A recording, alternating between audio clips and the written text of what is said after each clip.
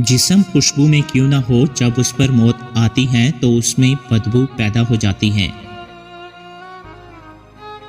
दुनिया की झूठी तारीफों से बुजुर्गों की कड़वी बातें ज्यादा मुफीद हैं।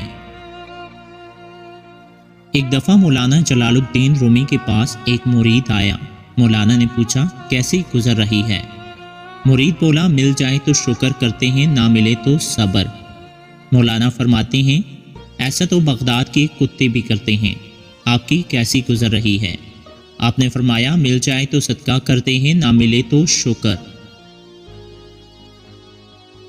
चांदनी रात में चांद को कुत्तों और उनके भूखने का कोई खौफ नहीं। कुत्ते अपना काम कर रहे हैं और चांद अपनी रोशनी बखेर कर अपना काम कर रहा है। जब किसी को तेरी फिक्र ना रहे तो फिर तू अपना काम खुद कर लिया कर। औलिया अल्लाह की कुव्वत भी मनजानिब अल्लाह होती है।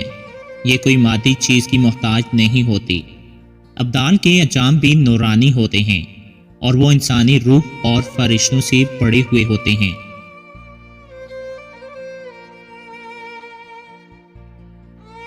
जब सब छोड़कर चले जाते हैं तब पता चलता है कि सिर्फ अल्लाह ही काफ़ी है। वो भी क्या आंख है जिसमें बीनाई ना हो।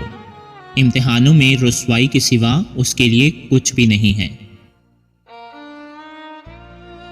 उस औरत पर एतबार मत करना जो तेरे सामने रोने लग जाए। रोती हुई औरत पर गलती से भी भरोसा मत करना। ये इसका एक ऐसा बिछाया हुआ जाल होता है, जो इसमें फंस जाए उसके लिए जबरदस्त नुकसान है।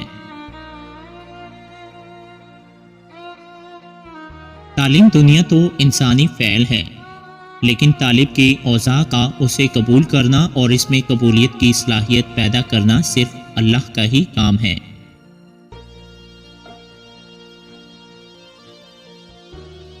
याद रखो कि तुम अपने नफ्स का दूध जल्द छुड़ा दे, यानी अपनी नफ्सियाती ख्वाहिशात तर्क कर दे।